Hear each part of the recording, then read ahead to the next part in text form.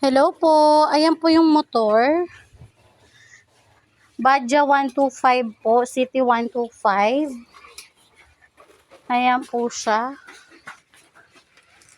So, ayan po sa kabilang side.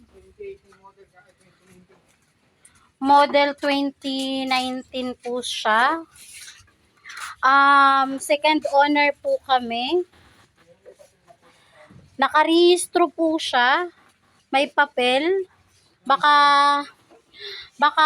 kailangan nyo po, ayan, na naka-transfer na po ito sa aming pangalan.